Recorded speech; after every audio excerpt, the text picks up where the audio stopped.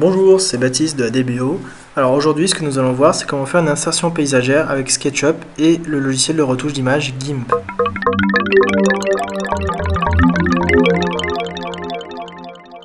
Alors, ceci est le résultat plus ou moins final. Alors c'est final parce que je me suis un peu dépêché pour le faire. Mais voilà ce qu'on peut avoir comme rendu. Donc cette image-là, en fait, on a utilisé du SketchUp pour mettre l'élément là-dedans.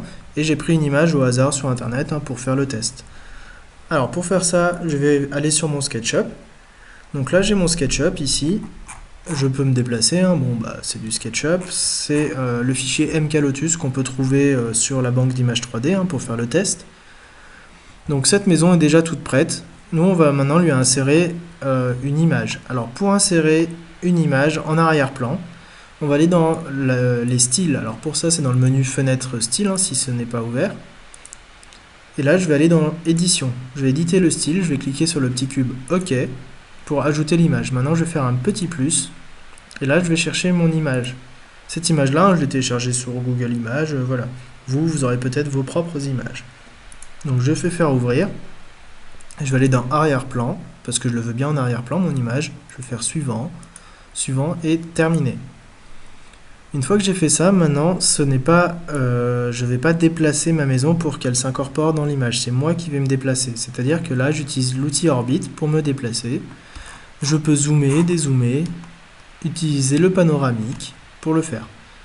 Et là, la grosse difficulté, ça va être justement de trouver comment mettre notre image. Alors bien sûr, si c'est votre propre maison que vous allez faire ou quelque chose d'autre, vous allez savoir à peu près l'échelle qu'il vous faut.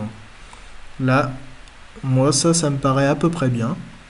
Alors je dis à peu près, tout dépend, voilà. Et je vais exporter cette image. Alors, quand je fais fichier exporter graphique 2D, avant d'exporter tout simplement, je vais aller dans options. Pourquoi? Parce que je vais décocher utiliser la taille de la vue et mettre la hauteur de mon image. Comme ça, dans GIMP, j'aurai moins de retouches à faire. Donc là, moi dans mon cas, c'est 800 pixels, donc c'est pour ça que j'ai ici 800 pixels. Je vais cliquer sur OK. Vous pouvez changer le nom, mettre ce que vous voulez. Moi, je vais mettre insertion paysagère, tant qu'on y est. Et je fais exporter. Une fois que j'ai fait ça, quand il aura fini de travailler un petit peu, je vais ouvrir mon logiciel de retouche GIMP. Alors GIMP, c'est un petit peu un Photoshop, mais en libre et du coup en gratuit.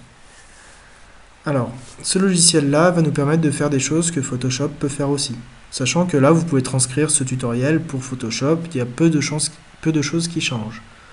Donc là, je vais aller dans Fichier, Ouvrir, et je vais ouvrir mon image qui a été sortie de mon SketchUp. Alors, où est-ce qu'elle se trouve? Ce n'est pas ici, ça va être dans mes petits tutos. Voilà. Alors, cette insertion-là, elle n'est pas faite pour faire quelque chose de très très réaliste. C'est fait surtout pour avoir quelque chose de visuel. C'est pas avec ça que vous aurez exactement la bonne échelle. Comme je vous ai dit tout à l'heure, quand vous vous déplacez, c'est à vue d'œil. Si vous voulez faire quelque chose de très réaliste, il faudra utiliser la photo adaptée. Pour ça, nous avons un tutoriel sur YouTube pour y accéder. Alors, la photo adaptée n'est pas faisable sur quelque chose d'un paysage comme ça, vague, d'un terrain vague. Donc c'est pour ça que là, j'utilise cette technique-là pour le faire. Donc là, j'ai ouvert mon GIMP et maintenant, je vais venir recadrer. Donc pour recadrer, on peut utiliser l'outil ici de découpage qui ressemble à un petit scalpel. Là, je ne m'embête pas à faire tout ça proprement, je fais un grand rectangle parce que dans GIMP, après, je peux venir recadrer tout ça. Donc là, je peux déplacer, voilà, et venir recadrer comme il faut. Alors, je vous invite à bien zoomer pour pouvoir le faire. Alors, pour pouvoir zoomer, normalement, c'est CTRL et la molette, mais moi, à cause de Snagit qui enregistre, il ne veut pas, donc c'est pas grave. Là, je vais faire à peu près comme il faut. Et j'appuie sur Entrée pour valider. Une fois que j'ai fait ça, je vais ouvrir en tant que calque mon image de base. Alors, pourquoi ça? Parce que tout simplement, je vais faire repasser des éléments par-dessus.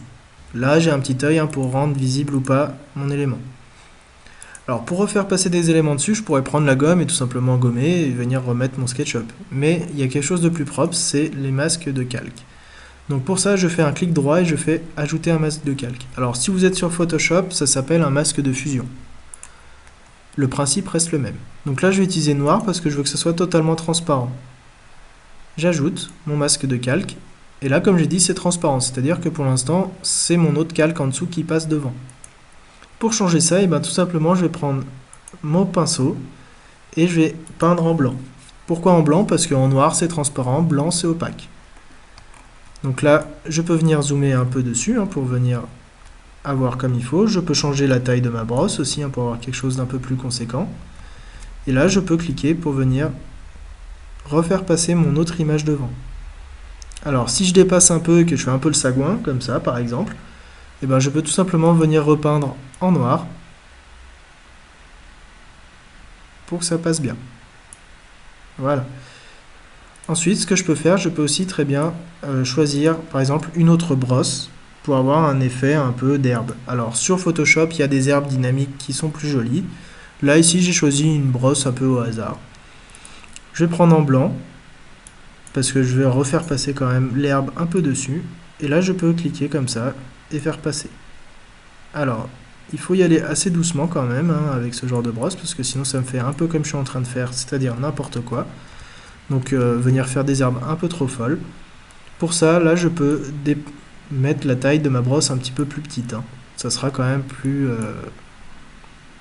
réaliste. Voilà. Là, c'est déjà un peu mieux.